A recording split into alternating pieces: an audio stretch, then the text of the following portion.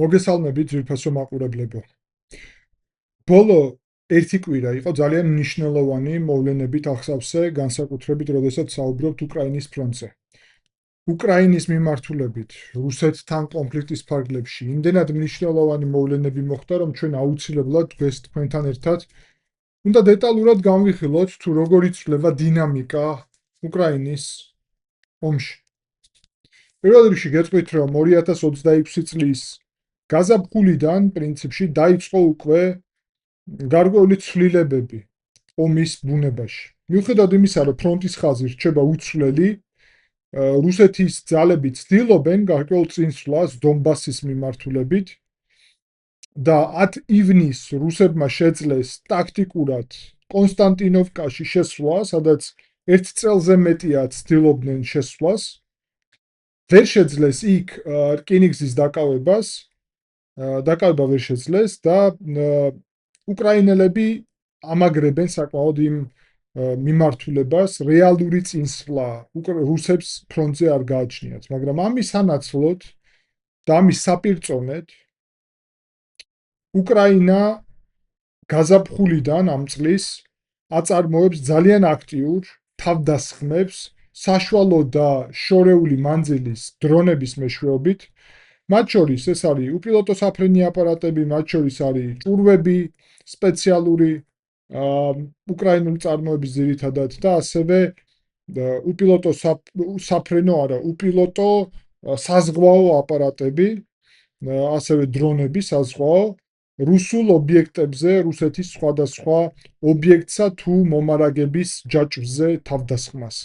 მიზანი, რა თქმა უნდა, გასაგებია, ეს არის ლოგისტიკური ჯაჭვების დარღვევა, ეს არის ესე იგი საწვავის დეფიციტის გამოწვევა და რუსეთის იძულება, რომ ისე გადაანაწილოს საკუთარი ძალები, რესურსები, რომ ამან მიიყვანოს რუსეთის სტრატეგიულ მარცხამდე.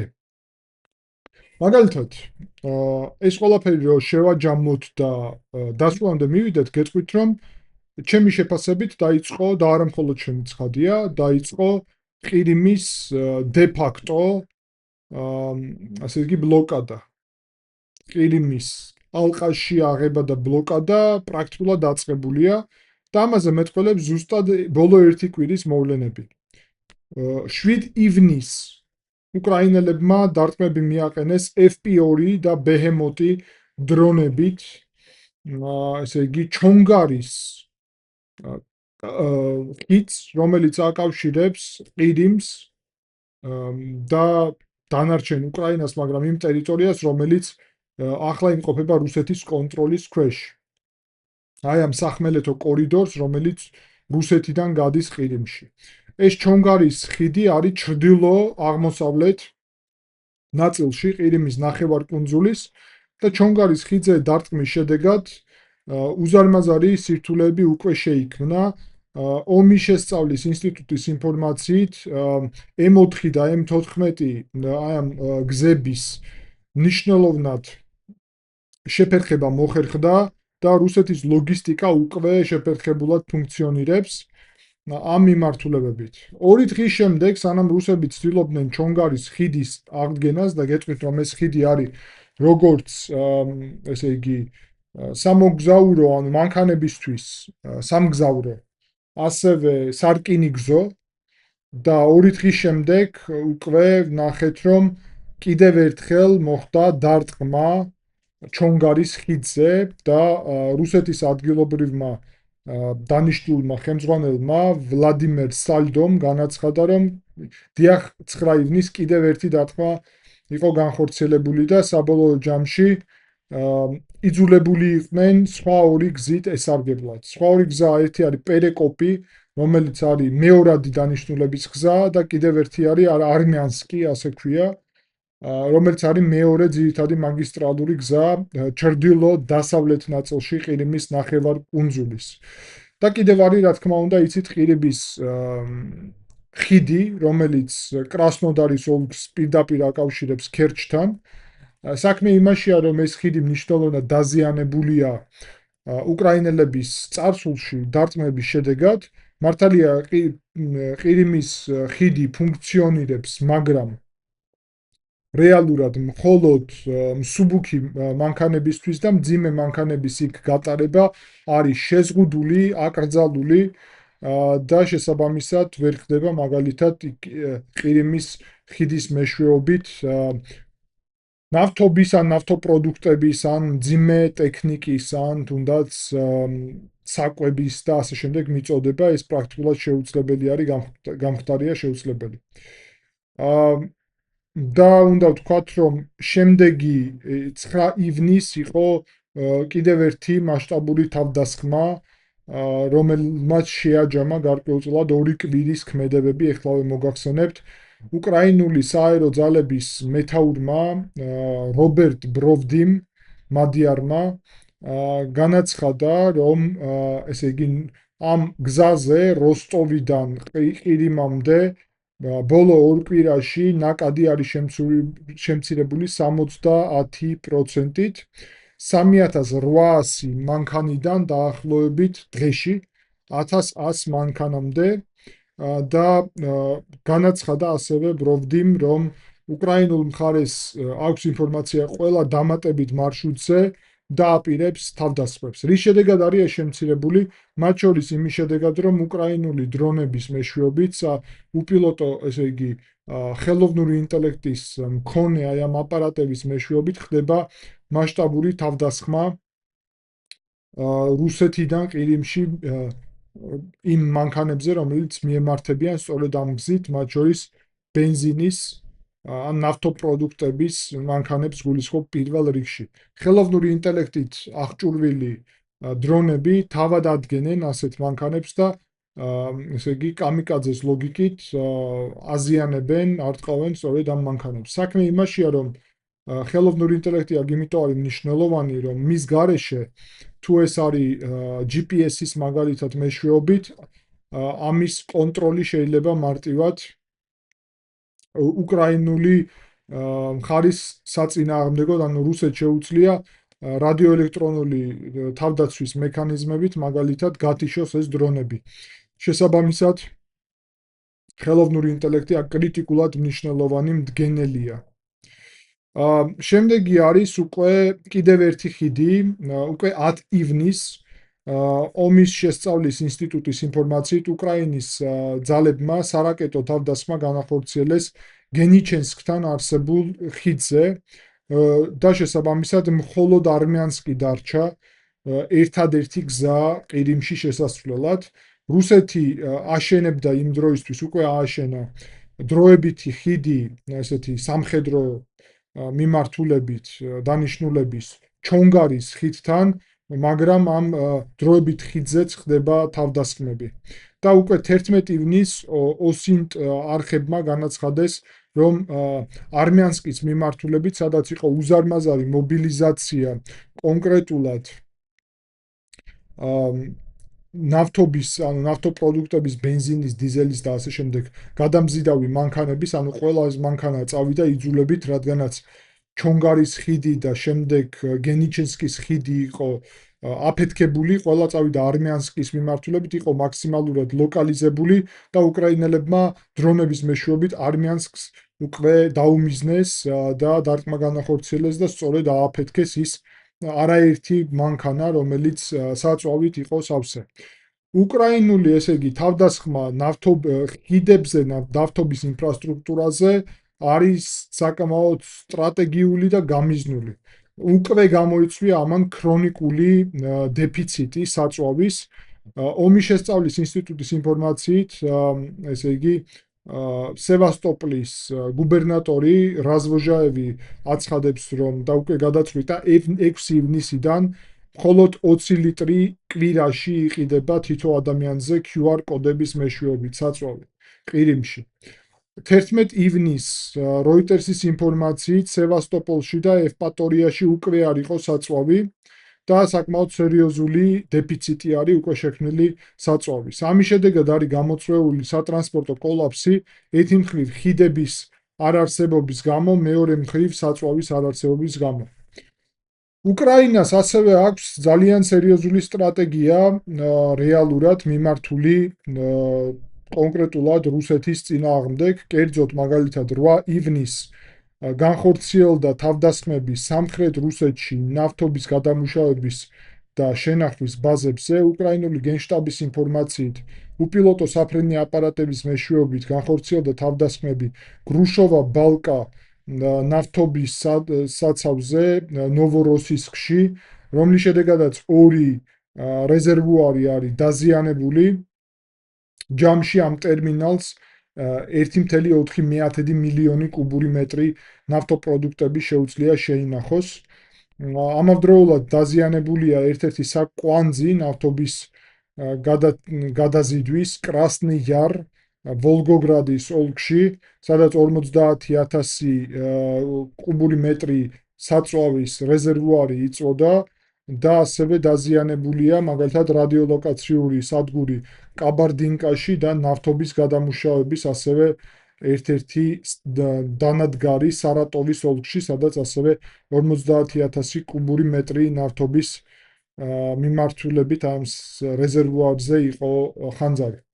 9-10 ივნისს იყო თავდასხმები საცავებზე, ესე იგი ბრძანების გაცემის პუნქტებზე და ლოგისტიკაზე. ახლა დეტალურად მოგახსენებთ ამაზე. მანამდე შეგახსენებთ, რომ ძალიან მნიშვნელოვანია თქვენი მხარდაჭერა.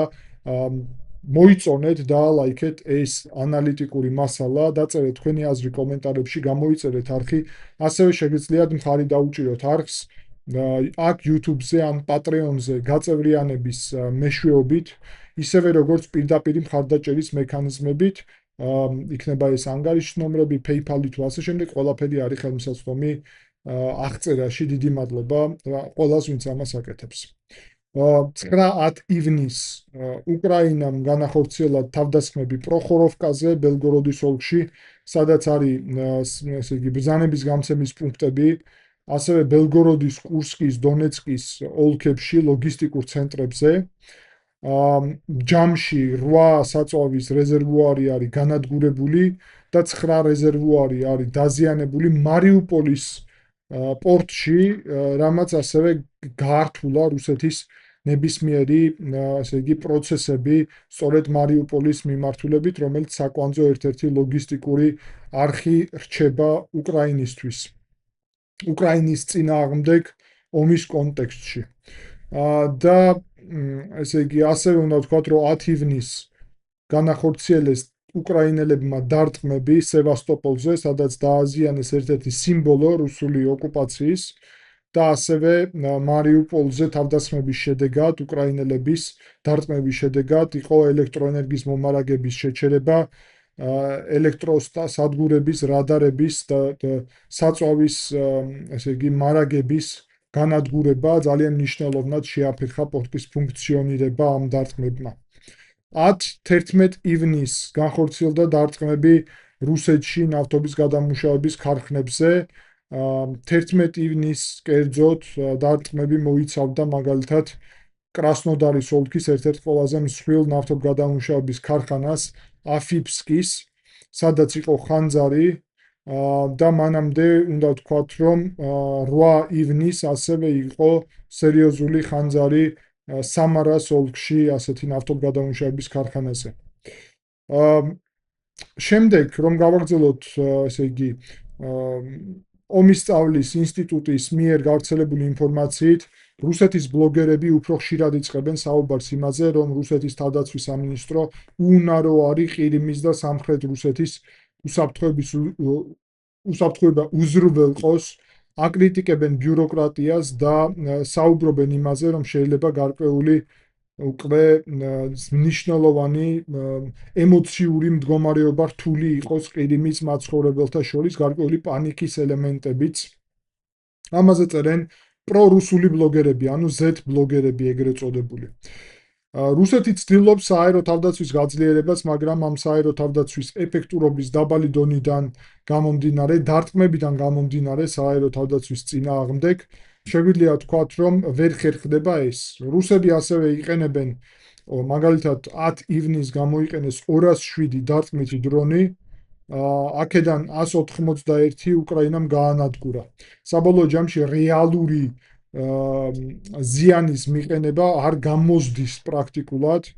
ესე იგი კონკრეტულად არ გამოსდის რუსეთს მიუხედავად იმისა, რომ მორალური, ემოციური ზიანი ხდება, სტრატეგიული ზიანის მიყენება უკრაინისთვის არ გამოდის. 10 ივნისს მაგალითად უკრაინულმა სამხედრო ექსპერტმა კონსტანტინ მაშოვეცმა განაცხადა, რომ რუსული დაჯგუფებები ბახმუტი და ჯერჟინსკი ნელ-ნელა შევიდნენ კონსტანტინოვკაში, ქალაქის ერთ-ერთ გარეუბანში, თუმცა უკრაინელები რჩებიან კონსტანტინოვკაში და საკითხი ნამდვილად ბოლომდე გადაწყვეტილი არ არის ჯერ. თუმცა ამ კონსტანტინოვკაში იმდენი ხანი შედიოდნენ უკრაინელების წინააღმდეგ რუსები. აი ამ მომენტში ვუყურებ მე რუკას და გეტყვით, რომ ქალაქის ესე იგი აღმოსავლეთ ნაწილი და დასავლეთ ნაწილი რუსებს უკავიათ, თუმცა ცენტრალური ნაწილი უკავიათ უკრაინელებს და სავარაუდოდ ეს ქალაქი ესე მარტივად არ დაეცემა, თუმცა კონსტანტინოვკა შემდეგ უკვე კონსტანტინოვკის ჩრდილოეთით არის არაერთი ქალაქი, სადაც შეიძლება ესე იგი ალექსეევა დრუშკივკა არის შემდეგი და მერე დრუშკივკა არის საკამაოდ დიდი ქალაქი, უკვე უფრო ჩრდილოეთით და მერე მოდის კრამატორსკი. კრამატორსკი და უფრო ჩრდილოეთით სლოვიანსკი. შესაბამისად, ვითარება იქ რჩება საკმაოდ რთული ამ მიმართულებით რუსებისთვისაც, მიუხედავად იმისა, რომ უკრაინელებისთვისაც საკმაოდ რთულია. და აქედან უკვე სტრატეგიული დასკვნები უნდა გავაკეთოთ. ბოლო ერთ კვირაში კიევმა შეძლო თავდაცვიდან სისტემური სტრატეგიული თავდასხმის ლოგიკაში გადასულიყო თავდასხმები უკრაინის ნავთობის გადამუშავების ქარხნებზე, ლოგისტიკურ ცენტრებზე, ხიდებზე და რკინიგზაზე საბოლოო ჯამში კატასტროფას უქმნის რუსეთს ლოგისტიკური მიმართულებით. არის შექმნილი უკვე ბენზინის დეფიციტი ყირიმში, საწვავის დეფიციტია სამხრეთ რუსეთში, რომელიც პირდაპირ ამარაგებს ფრონტს. ფრონტზეც არის შესაბამისად საწვავის დეფიციტი. მთელ რუსეთშიც უკვე იწყება, მოსკოვში, სანქტ-პეტერბურგშიც კი საწვავის დეფიციტი არის. თუ ეს დეფიციტი გაგრძელდება, რუსეთის ეკონომიკის ლოგისტიკაც დგას საწვავზე ცხადია. გარდა ამისა, უნდა აღვნიშნოთ, რომ ყირიმში არის საკვების დეფიციტი უკვე, რადგანაც მიწოდება ვერ ხერხდება, შესაბამისად, ეს რა თქმა უნდა ყირიმში უზარმაზარ სირთულეებს შექმნის და მოამზადებს გარკვეულწილად უკრაინელების თვის შესაძლებლობას, რომ გაათავისუფლონ ყირიმი. არა ახლა, სავარაუდოდ ეჭვმეპარება, რომ უკრაინელებს ჰქონდეთ სერიოზული ამ მომენტისთვის რეზერვები, ვინც შეძლებს რთული დესანტური ოპერაციის განხორციელებას ყირიმში გათავისუფლების მიზნით, მაგრამ სტრატეგია შეიძლება იყოს სულიად სხვა და ის, რასაც ჩვენ ვხედავთ, ანუ ალყა და რესურსების ამოწურვა, ასე ვთქვათ, სწორედ ასეთი სტრატეგია. ტრაფიკის შემცირება ამაზე მეტყველებს, ბენზინის დეფიციტიც ამაზე მეტყველებს. ასევე აგრძელებს უკრაინა სისტემურ დარტყმებს, რეგულარულს, ყოველდღიურს, მაგალითად გეტყვით, რომ დღეს, იმიტომ რომ ჩვენ თქვენთან ერთად საუბრობდით რამდენიმე დღის მონაცემებით, ხო?